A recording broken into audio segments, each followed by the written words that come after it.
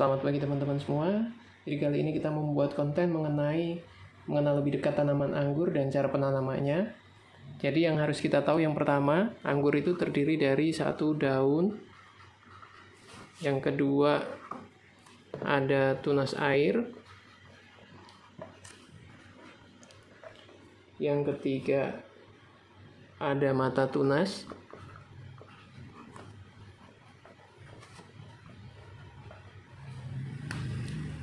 Lalu ada yang keempat ada akar. Nah, pada tanaman anggur, akar tanaman anggur ini adalah akar serabut. Akar serabut dan juga tanaman anggur ini harus memiliki media tanam yang poros. Jadi nggak boleh nyimpan air. Nah, media tanam yang kita pakai di sini, media tanamnya yang pertama kita pakai sekam bakar. Lalu yang kedua ini pakai kohe kambing atau kotoran kambing ya, yang sudah difermentasi. Lalu yang ketiga itu ada tanah. Nah, perbandingannya gimana?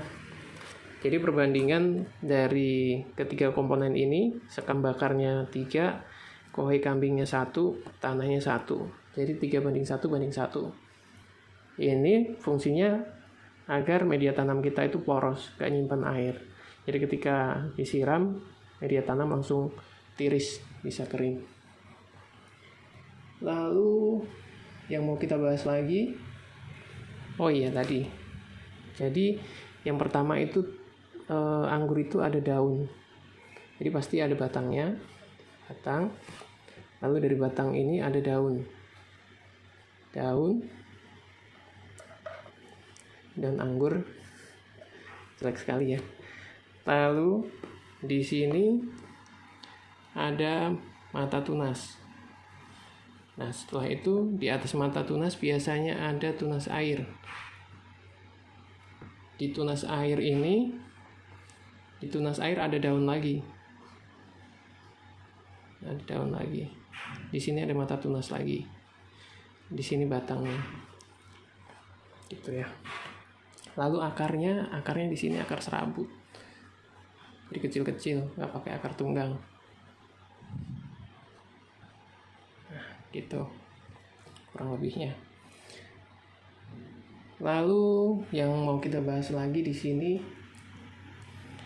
Jadi kalau kita tanam anggur itu gimana setelah ditanam kan? Jadi banyak yang bertanya kayak gitu, apa biarin merambat kemana-mana atau mau gimana? Jadi kan masih banyak orang yang kadang bingung gimana caranya.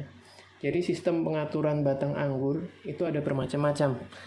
Ada yang sistem teralis pagar, ada yang para-para, dan mungkin ada yang lain lagi.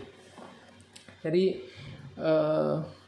yang pertama ini kita mau bahas tentang penanaman dengan metode atau sistem teralis pagar. Jadi seumpama ini media tanam.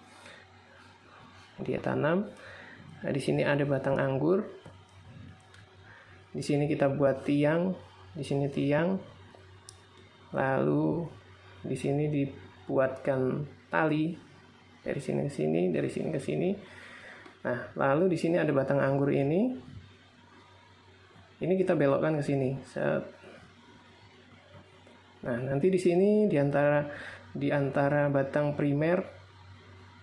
Nah, di sini pokoknya sepanjang batang sekunder ini nanti akan keluar tunas-tunas. Di sini namanya kita kasih nama tunas tersier. Sini, di sini, di sini, sini. Nah, kurang lebih kayak gini. Nah, ini idealnya berapa? Jadi idealnya ini batang anggur primer. Ini yang dinamakan batang anggur primer. Ini dari sini sampai ke atas ini primer. Ini kurang lebih 60 cm sampai dengan 100 cm. Lalu ini batang sekundernya, ini batang sekunder yang rebah ini dari ujung sini sampai ke sini. Ini nggak usah terlalu panjang, 1 meter sampai dengan 2 meter.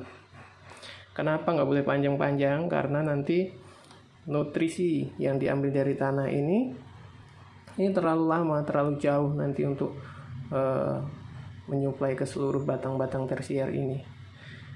Nah, dari 1 meter sampai 2 meter ini, batang sekunder ini, kita bisa tumbuhkan batang tersiernya ini kurang lebih 10 batang. Nah, ini dari sini, dari tiang ini sampai ke tali yang atas ini kurang lebih 100 cm. Itu. Ini batang sekunder ini nggak boleh terlalu panjang juga, karena nanti setelah batang ini terlalu panjang, ini batang-batang tersier yang di sini ini nanti kalah pertumbuhannya. Jadi pertumbuhannya kalah, nanti nutrisinya akan disuplai ke ujung sini semua. Jadi pertumbuhan tunas sekunder yang di sini, ini tersier yang di sini, ini akan lebih cepat.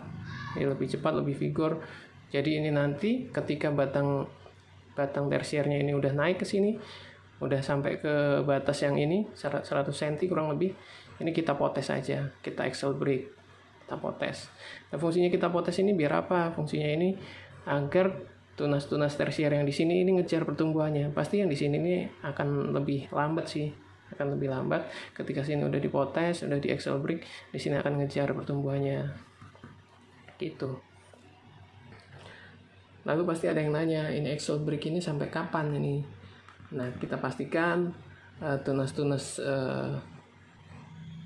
tersiernya sudah siap untuk dibuahkan, kurang lebih ukurannya sebesar pensil atau batangnya sudah mulai coklat. Sebenarnya nggak ada ketentuan khusus untuk pembuahannya harus berapa lama, misalkan harus berapa bulan atau berapa tahun, itu tergantung kita sih mau buahnya kapan gitu. Nah, setelah itu pasti nggak kalah penting yaitu untuk pemupukan dan penyiramannya. Kalau untuk masa pertumbuhan, pemupukan itu biasanya saya lakukan dengan pupuk NPK selama 1 minggu sekali. Itu 1 minggu sekali, pupuknya 1 sendok teh dicampur atau diaduk sama air kurang lebih 5 liter, yaitu untuk nyiram.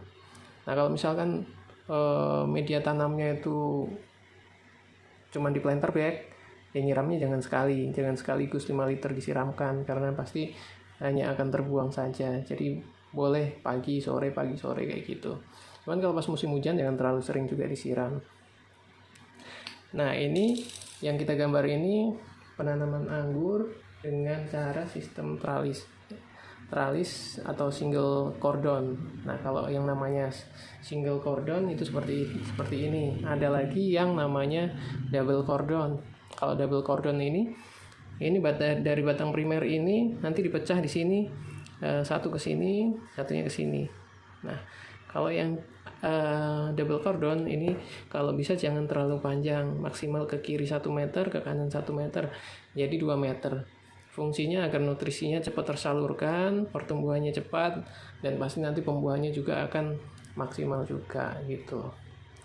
Nah, nanti untuk lebih lanjutnya kita bahas lagi di vlog yang berikutnya.